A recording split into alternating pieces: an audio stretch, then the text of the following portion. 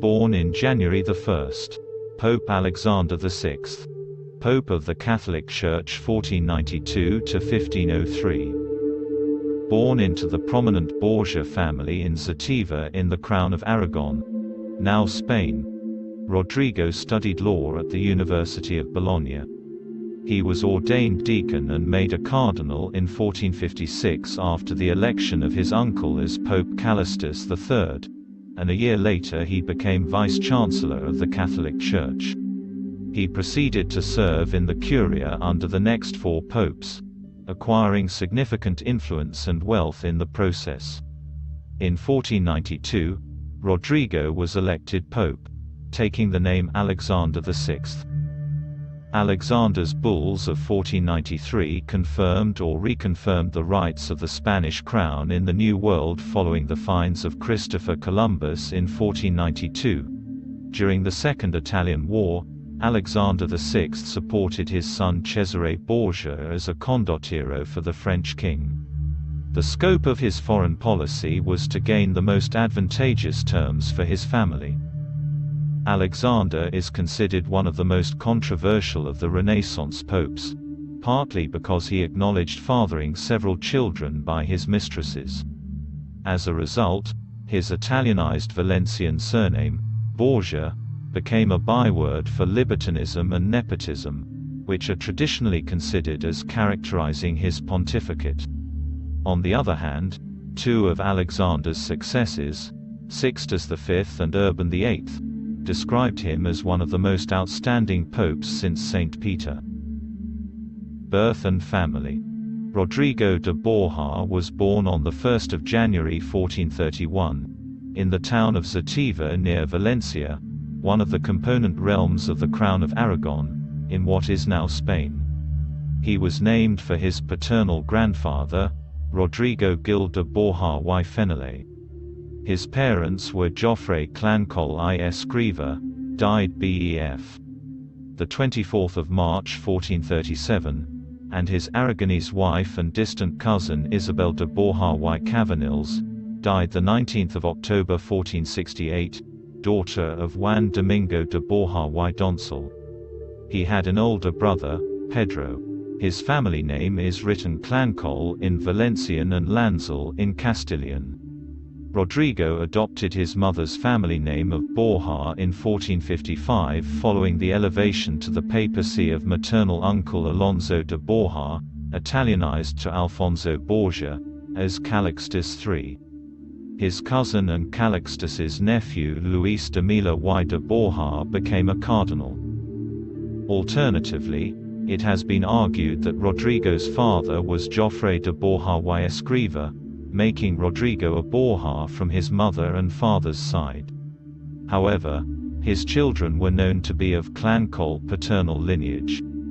Some revisionists suggest that the confusion is attributed by attempts to connect Rodrigo as the father of Giovanni, Juan, Cesare, Lucrezia and Giofra, Jofre in Valencian, who were surnamed Clancol y Borja. Education.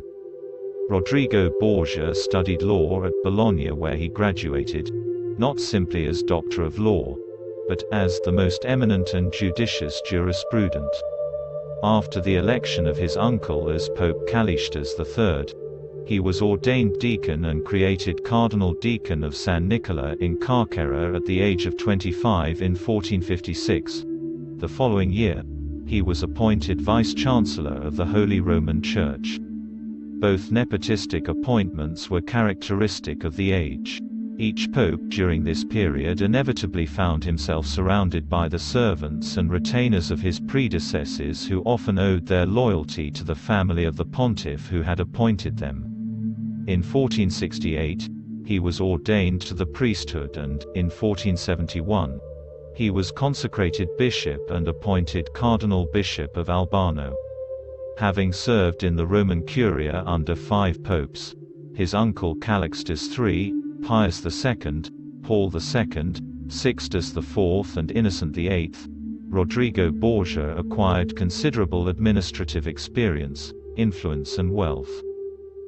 Appearance and personality. Contemporary accounts suggest that Rodrigo was handsome, with a very cheerful countenance and genial bearing.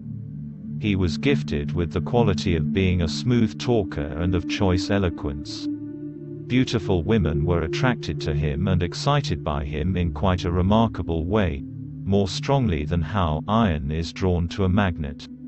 Rodrigo Borgia was also an intelligent man with an appreciation for the arts and sciences and an immense amount of respect for the Church. He was capable and cautious, considered a political priest by some. He was a gifted speaker and fluent in conversation. Additionally, he was so familiar with Holy Writ that his speeches were fairly sparkling with well-chosen texts of the sacred books. Archbishop of Valencia. When his uncle Alonso de Borja, Bishop of Valencia, was elected Pope Calixtus III, he inherited the post of Bishop of Valencia. 16 days before the death of Pope Innocent VIII, he proposed Valencia as a metropolitan see and became the first Archbishop of Valencia. When Rodrigo de Borgia was elected Pope as Alexander VI following the death of Innocent VIII, his son Cesare Borgia inherited the post as second Archbishop of Valencia. The third and the fourth Archbishops of Valencia were Juan de Borja and Pedro Luis de Borja, grandnephews of Alexander VI. Election. There was change in the constitution of the College of Cardinals during the course of the 15th century, especially under Sixtus IV and Innocent VIII. Of the 27 cardinals alive in the closing months of the reign of Innocent VIII, no fewer than 10 were cardinal nephews, 8 were crown nominees, 4 were Roman nobles and 1 other had been given the cardinalate in recompense for his family's service to the Holy See. Only 4 were able career churchmen. On the death of Pope Innocent VIII on the 25th of July 1492, the 3 likely candidates for the papacy were the 61-year-old Borgia, seen as an independent candidate, Ascanio Sforza for the Milanese, and Giuliano della Rovere, seen as a pro-French candidate. It was rumored but not substantiated that Borgia succeeded in buying the largest number of votes and Sforza, in particular, was bribed with 4 mule loads of silver. Mallet shows that Borgia was in the lead from the start and that the rumors of bribery began after the election with the distribution of benefices. Sforza and della Rovere were just as willing and able to bribe as anyone else. The benefices and offices granted to Sforza, moreover, would be worth considerably more than 4 mule loads of silver. Johann Burchard, the conclave's master of ceremonies and a leading figure of the papal household under several popes, recorded in his diary that the 1492 conclave was a particularly expensive campaign. Della Rovere was bankrolled to the cost of 200,000 gold ducats by King Charles VIII of France, with another 100,000 supplied by the Republic of Genoa. Borgia was elected on the 11th of August 1492, assuming the name of Alexander VI, due to confusion about the status of Pope Alexander V elected by the Council of Pisa. Giovanni di Lorenzo de' Medici, later Pope Leo X, is said to have warned after the election, "Now we are in the power of a wolf, the most rapacious perhaps that this world has ever seen. And if we do not flee, he will inevitably devour us all." Such a criticism, particularly by the very youthful Giovanni, is believed to be highly unlikely. Precocious though he was, the cardinal would scarcely have made this observation when 16 years of age. Even if he did make the comment, though, Michael de la Bédière says that it would be unintentionally complimentary as coming from a representative of one of the leading Italian states about a pope whose aim it would be to save Italy in defiance of the prejudices and jealousies of its petty rulers. Early years in office. In contrast to the preceding pontificate, Pope Alexander VI adhered initially to strict administration of justice and orderly government. Before long, though, he began endowing his relatives at the churches and at his neighbors' expense. Cesare Borgia, his son, while a youth of 17 and a student at Pisa, was made Archbishop of Valencia, and Giovanni Borgia inherited the Spanish dukedom of Gandia, the Borgias' ancestral home in Spain. For the Duke of Gandia and for Giuffre, also known as Goffredo, the Pope proposed to carve fiefs out of the Papal States and the Kingdom of Naples. Among the fiefs destined for the Duke of Gandia were Cerveteri and Anguillara, lately acquired by Virginio Orsini, head of that powerful house. This policy brought Ferdinand I, King of Naples, into conflict with Alexander, who was also opposed by Cardinal della Rovere, whose candidature for the papacy had been backed by Ferdinand. Della Rovere fortified himself in his bishopric of Ostia at the Tiber's mouth as Alexander formed a league against Naples, the 25th of April 1493, and prepared for war. Ferdinand allied himself with Florence, Milan and Venice. He also appealed to Spain for help, but Spain was eager to be on good terms with the papacy to obtain the title to the recently discovered New World. Alexander, in the bull Inter Caetera on 4 May 1493, divided the title between Spain and Portugal along a demarcation line. This became the basis of the Treaty of Tordesillas, which was ratified by Spain on 2 July 1494 and by Portugal on 5 September 1494. This and other related bulls are known collectively as the Bulls of Donation. French involvement. Pope Alexander VI made many alliances to secure his position.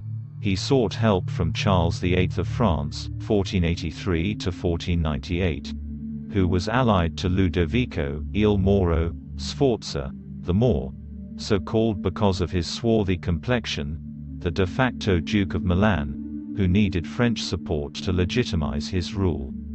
As King Ferdinand I of Naples was threatening to come to the aid of the rightful Duke Gian Galeazzo Sforza, the husband of his granddaughter Isabella, Alexander encouraged the French king in his plan for the conquest of Naples.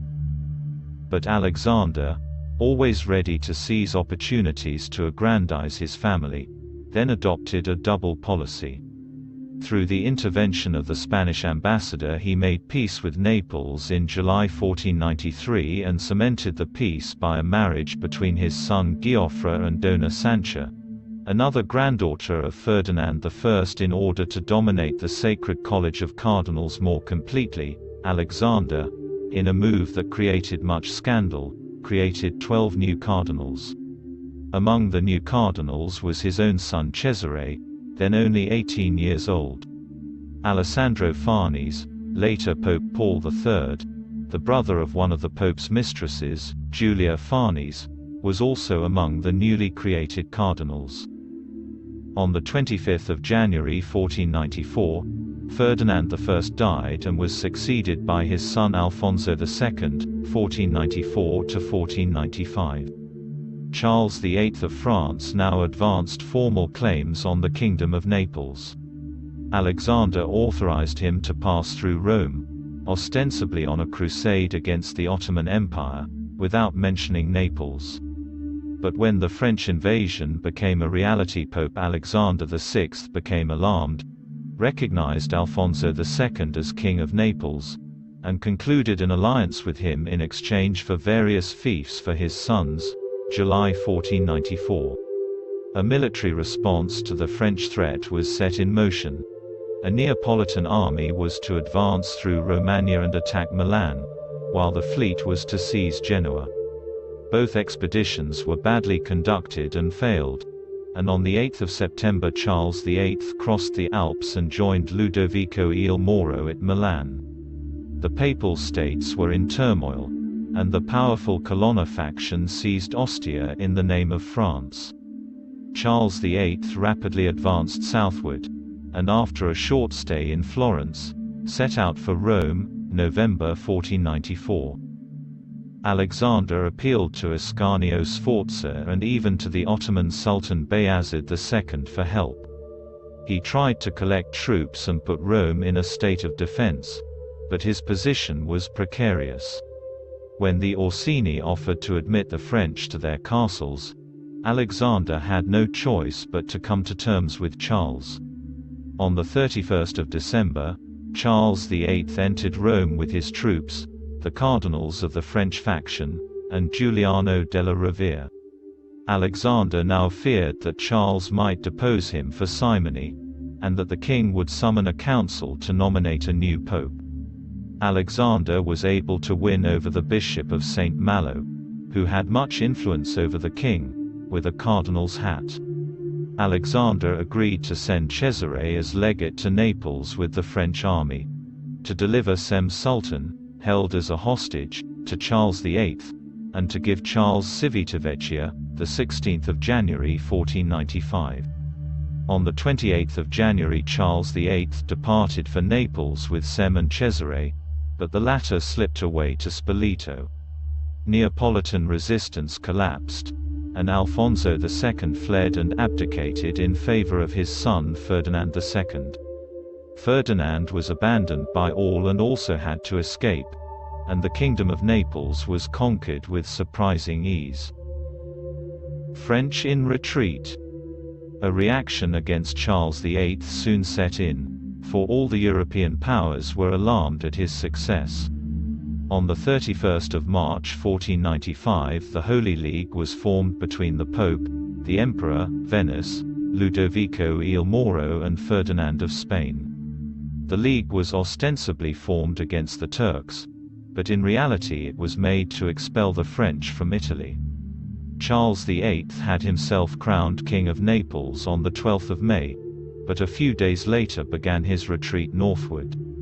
He met the League at Fornovo and cut his way through them and was back in France by November. Ferdinand II was reinstated at Naples soon afterwards, with Spanish help.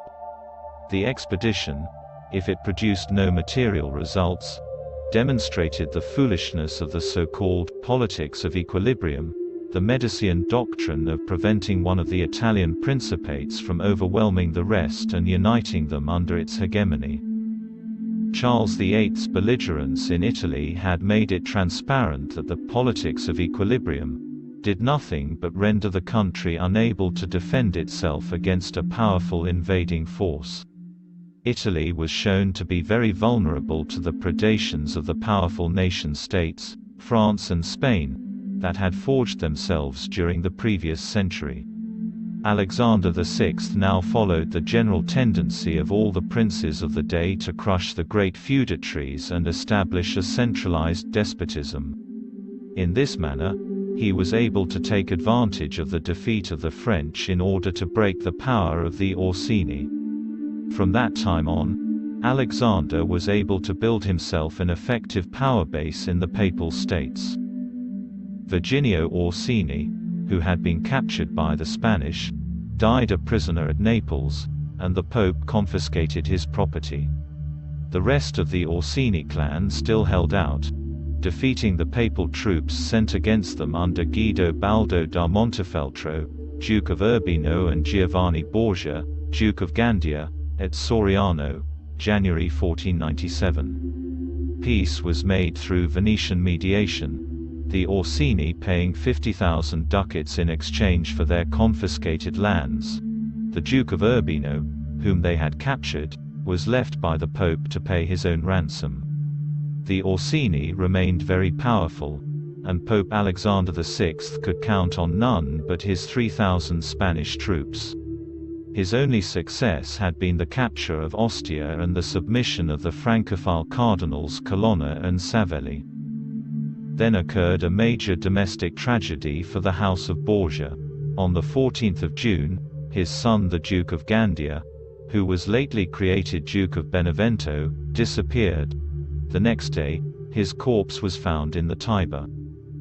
Next morning the absence of the Duke was noticed by his servants, and the pontiff was informed.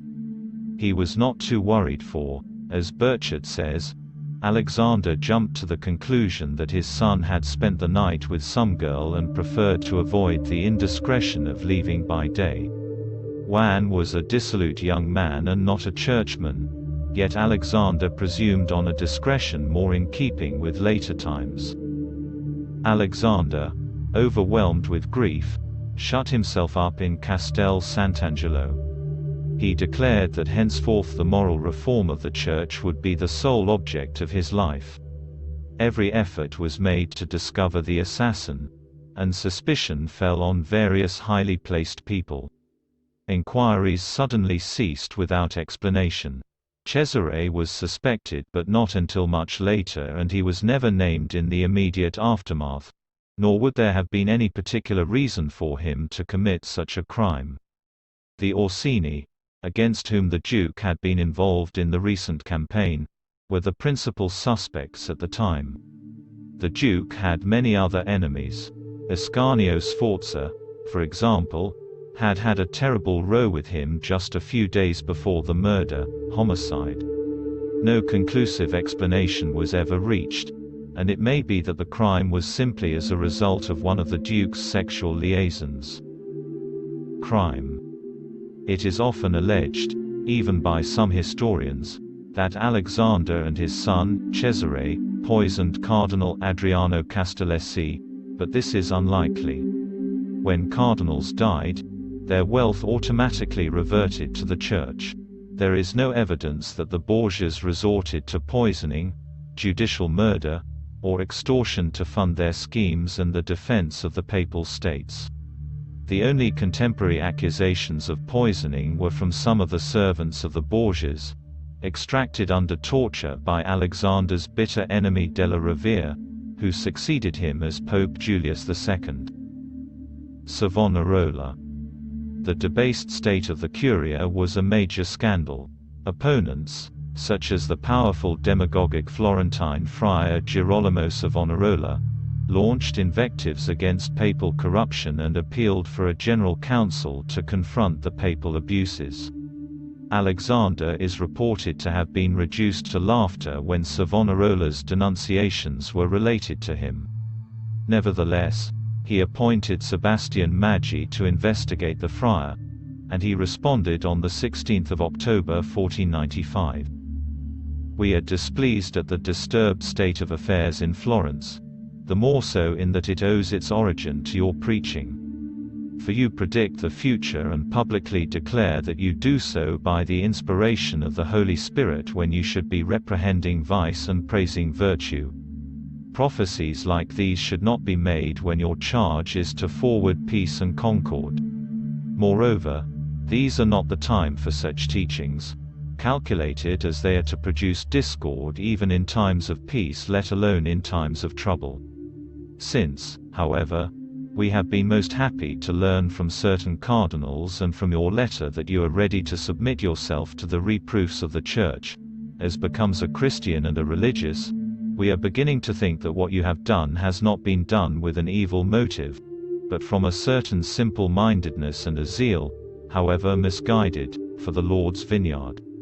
Our duty, however, prescribes that we order you, under holy obedience, to cease from public and private preaching until you are able to come to our presence, not under armed escort as is your present habit, but safely, quietly and modestly as becomes a religious, or until we make different arrangements. If you obey, as we hope you will, we for the time being suspend the operation of our former brief so that you may live in peace in accordance with the dictates of your conscience."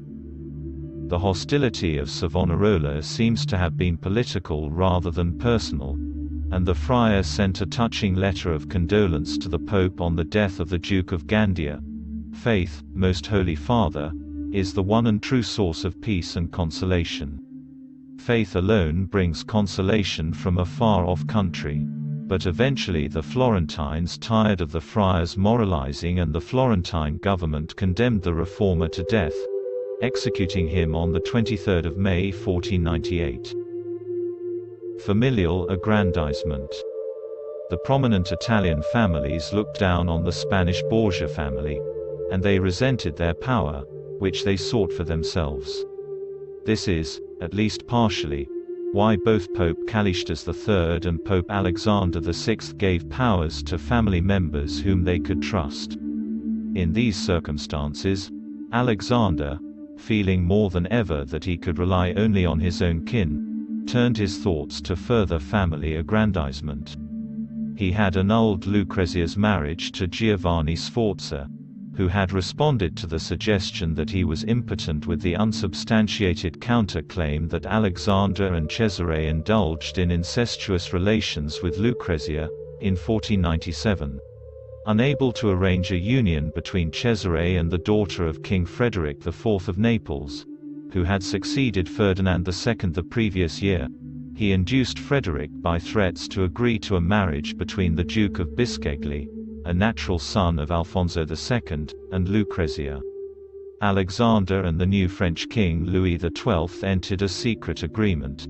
In exchange for a bull of divorce between the king and Joan of France, so he could marry Anne of Brittany, and making Georges d'Amboise, the king's chief advisor, the Cardinal of Rouen, Cesare was given the Duchy of Valentinois, chosen because it was consistent with his nickname, Valentino, military assistance to help him subjugate the feudal princelings of Papal Romagna, and a princess bride, Charlotte of Albret from the Kingdom of Navarre. Alexander hoped that Louis XII's help would be more profitable to his house than that of Charles VIII had been. In spite of the remonstrances of Spain and of the Sforza, he allied himself with France in January 1499 and was joined by Venice. By autumn Louis XII was in Italy expelling Lodovico Sforza from Milan. With French success seemingly assured, the Pope determined to deal drastically with Romagna, which although nominally under papal rule was divided into a number of practically independent lordships on which Venice, Milan, and Florence cast hungry eyes. Cesare, empowered by the support of the French, began to attack the turbulent cities one by one in his capacity as nominated gonfalonier, standard-bearer, of the Church. But the expulsion of the French from Milan and the return of Lodovico Sforza interrupted his conquests, and he returned to Rome early in 1500. The Jubilee, 1500. In the Jubilee year 1500, Alexander ushered in the custom of opening a holy door on Christmas Eve and closing it on Christmas Day the following year. After consulting with his master of ceremonies, Johann Burchard, Pope Alexander VI opened the first holy door in St. Peter's Basilica on Christmas Eve 1499, and papal representatives opened the doors in the other three patriarchal basilicas. For this, Pope Alexander had a new opening created in the portico of St. Peter's and commissioned a marble door. This door lasted until 1618, when another door was installed in the new basilica. In a ceremony similar to today's, Alexander was carried in the Segia Gestatoria to St. Peter's. He and his assistants, bearing candles, processed to the holy door, as the choir chanted Psalm chapter 118 verses 19 to 20. The Pope knocked on the door 3 times, workers moved it from the inside, and everyone then crossed the threshold to enter into a period of penance and reconciliation. Thus, Pope Alexander formalized the rite and began a long-standing tradition that is still in practice. Similar ceremonies were held at the other 3 basilicas. Alexander instituted a special rite for the closing of a holy door, as well. On the Feast of the Epiphany in 1501, 2 cardinals began to seal the holy door with 2 bricks, 1 silver and 1 gold. San Pietrini, basilica workers, completed the seal, placing specially minted coins and medals inside the wall. Slavery. While the enterprising explorers of Spain imposed a form of slavery called encomienda on the indigenous peoples they met in the New World, some popes had spoken out against the practice of slavery. In 1435, Pope Eugene IV had issued an attack on slavery in the Canary Islands in his papal bull Sic et Dudum, which included the excommunication of all those who engaged in the slave trade with native chiefs there. A form of indentured servitude was allowed, being similar to a peasant's duty to his liege lord in Europe. In the wake of Columbus's landing in the New World, Pope Alexander was asked by the Spanish monarchy to confirm their ownership of these newly found lands. The bulls issued by Pope Alexander VI, Eximiae Devotionis, the 3rd of May 1493, Inter Caetera, the 4th of May 1493, and Dudum Sequidum, the 23rd of September 1493, granted rights to Spain with respect to the newly discovered lands in the Americas similar to those Pope Nicholas V had previously conferred on Portugal with the bulls Romanus Pontifex and Dum Diversis. Morales Padron, 1979, concludes that these bulls gave power to enslave the natives. Minich, 2010, asserts that this slave trade was permitted to facilitate conversions to Christianity. Other historians and Vatican scholars strongly disagree with these accusations and assert that Alexander never gave his approval to the practice of slavery. Other later popes, such as Pope Paul III in Sublimus Deus, 1537, Pope Benedict XIV in Immensa Pastorium, 1741, and Pope Gregory XVI in his letter In Supremo Apostolatus, 1839, continued to condemn slavery. Thornbury, 2002, asserts that Inter Caetera was applied in the Requerimiento, which was read to American Indians, who could not understand the colonizers' language, before hostilities against them began. They were given the option to accept the authority of the Pope and Spanish crown or face being attacked and subjugated. In 1993, the Indigenous Law Institute called on Pope John Paul II to revoke Inter Caetera and to make reparation for this unreasonable historical grief. This was followed by a similar appeal in 1994 by the Parliament of World Religions. Last years.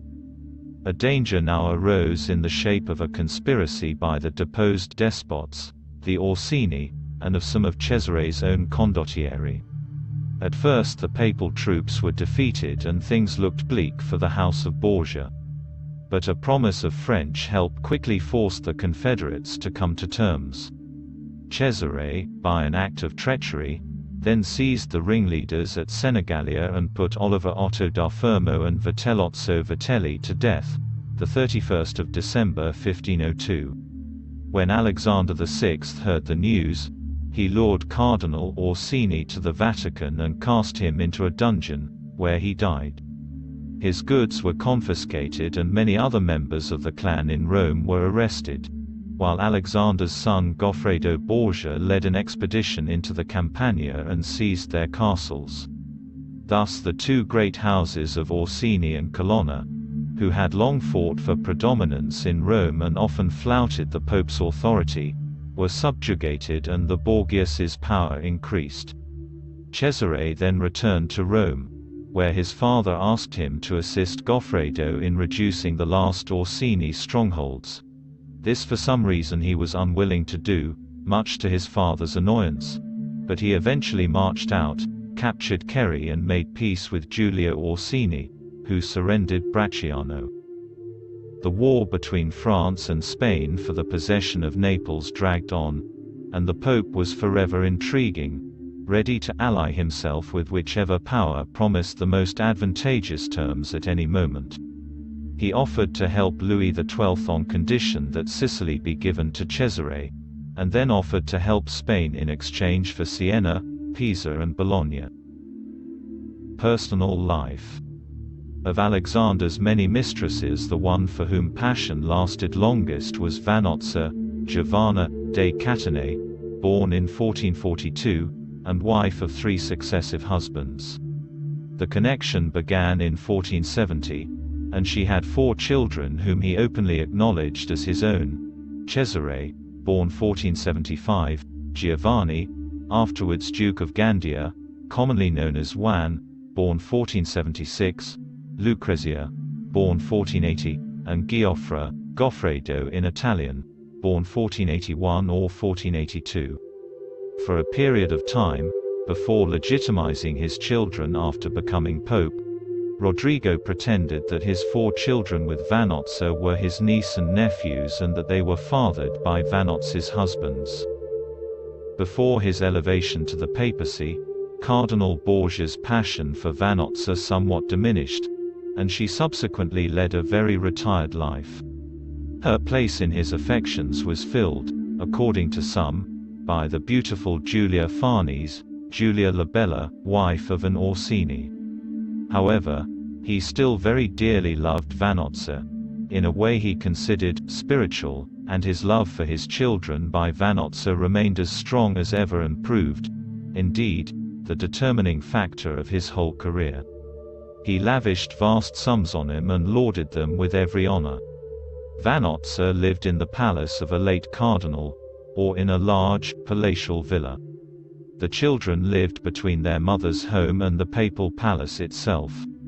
The atmosphere of Alexander's household is typified by the fact that his daughter Lucrezia apparently lived with Giulia at a point. 4 other children, Girolamo, Isabella, Pedro Luis, and Bernardo, were of uncertain maternal parentage. His daughter Isabella was the great-great-grandmother of Pope Innocent X, who was therefore descended in a direct line from Alexander. A daughter, Laura, was born to his mistress, Giulia Farnese. Paternity was officially attributed to Orsino Orsini, Farnese's husband. He is an ancestor of virtually all royal houses of Europe, mainly the southern and western ones, for being the ancestor of Dona Luisa de Gusmão, wife of King John IV of Portugal, of the House of Braganza. Death. Cesare was preparing for another expedition in August 1503 when, after he and his father had dined with Cardinal Adriano Castellesi on the 6th of August, they were taken ill with fever a few days later.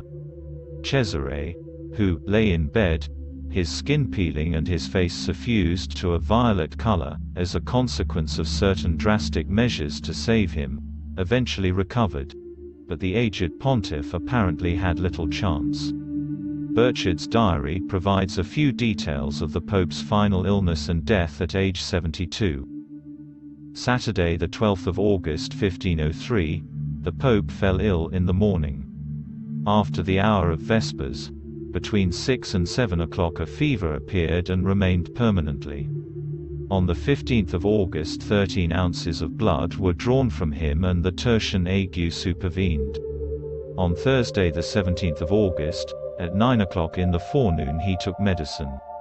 On Friday, the 18th, between 9 and 10 o'clock he confessed to the Bishop Gamboa of Carignola, who then read Mass to him. After his communion he gave the Eucharist to the Pope, who was sitting in bed. Then he ended the Mass, at which were present 5 cardinals, Serra, Juan and Francesco Borgia, Casanova and Loris. The Pope told them that he felt very bad.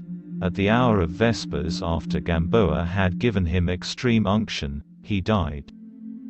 As for his true faults, known only to his confessor, Pope Alexander VI apparently died genuinely repentant. The Bishop of Gallipoli, Alexis Celadoni, spoke of the pontiff's contrition during his funeral oration to the electors of Alexander's successor, Pope Pius III. When at last the Pope was suffering from a very severe sickness, he spontaneously requested, one after another, each of the last sacraments. He first made a very careful confession of his sins, with a contrite heart, and was affected even to the shedding of tears, I am told.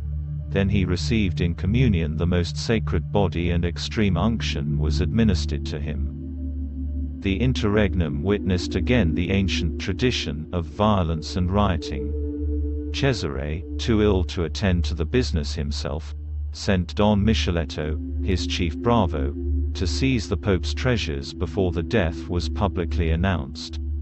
The next day the body was exhibited to the people and clergy of Rome, but was covered by an old tapestry, antiquo tapete, having become greatly disfigured by rapid decomposition. According to Raphael Volterrano, it was a revolting scene to look at that deformed, blackened corpse, prodigiously swelled, and exhaling an infectious smell. His lips and nose were covered with brown drivel, his mouth was opened very widely, and his tongue inflated by poison. Therefore no fanatic or devotee dared to kiss his feet or hands, as custom would have required. The Venetian ambassador stated that the body was the ugliest, most monstrous and horrible dead body that was ever seen, without any form or likeness of humanity. Ludwig von Pastor insists that the decomposition was perfectly natural, owing to the summer heat. It has been suggested that, having taken into account the unusual level of decomposition, Alexander VI was accidentally poisoned to death by his son, Cesare, with cantarella, which had been prepared to eliminate Cardinal Adriano. Although some commentaries doubt these stories and attribute the Pope's death to malaria, then prevalent in Rome, or to another such pestilence. One contemporary official wrote home that there was little surprise that Alexander and Cesare had both fallen ill, as the bad air had led to many in Rome, and especially in the Roman Curia, becoming sick. After a short stay, the body was removed from the crypts of St. Peter's and installed in the less well-known Spanish National Church of Santa Maria in Monserrato degli Spagnoli. Legacy. Before the death of Alexander VI, Rome was filled with political instability. Following the death of Alexander VI, Julius II said on the day of his election, "I will not live in the same rooms as the Borgias lived." He desecrated the Holy Church as none before.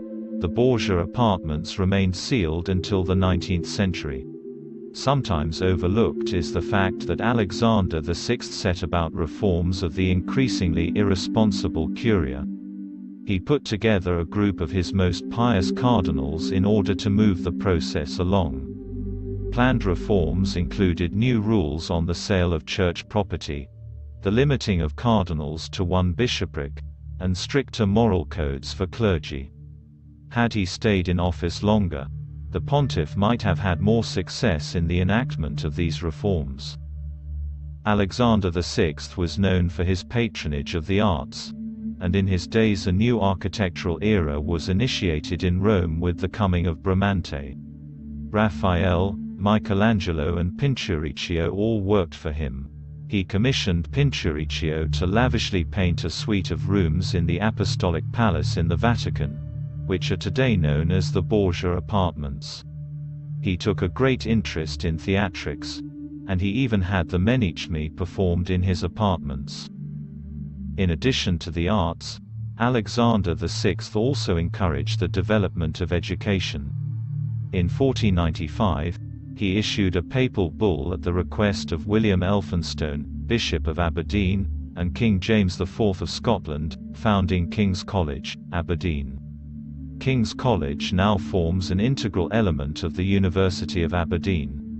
Alexander VI also, in 1501, approved the University of Valencia.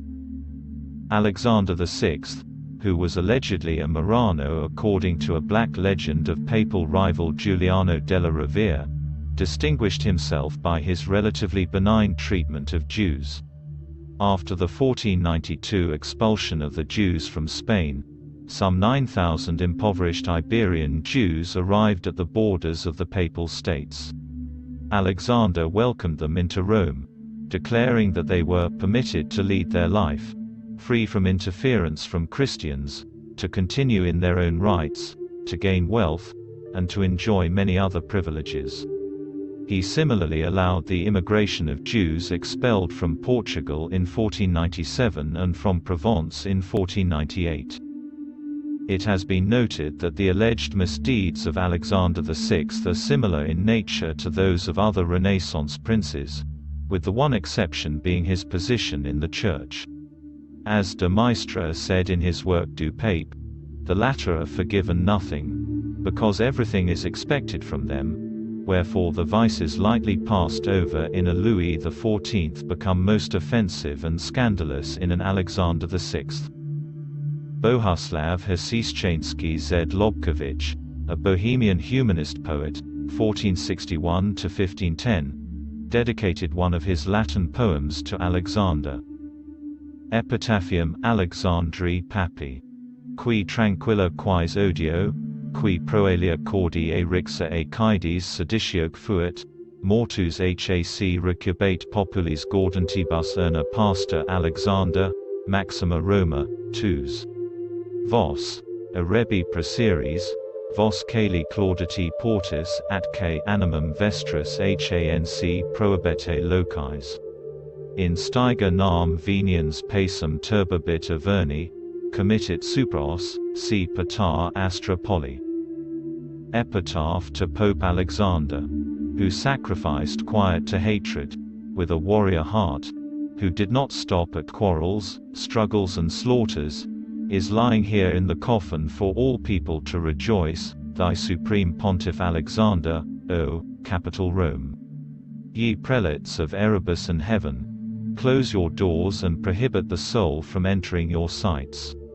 He would disrupt the peace of Styx and disturb Avernus, and vanquish the saints, if he enters the sphere of stars.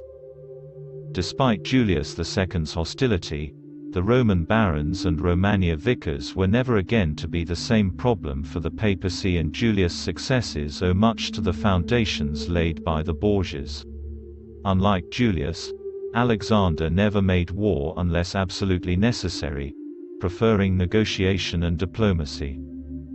Alexander Lee argues that the crimes attributed to the Borgias were exaggerated by contemporaries because they were outsiders expanding their holdings at the expense of the Italians, that they were Spaniards when it was felt that Spain had too much control on the Italian peninsula, and that after the death of Alexander the family lost its influence and therefore any incentive for anyone to defend them. Please like, share, and hit the bell button to see our latest videos.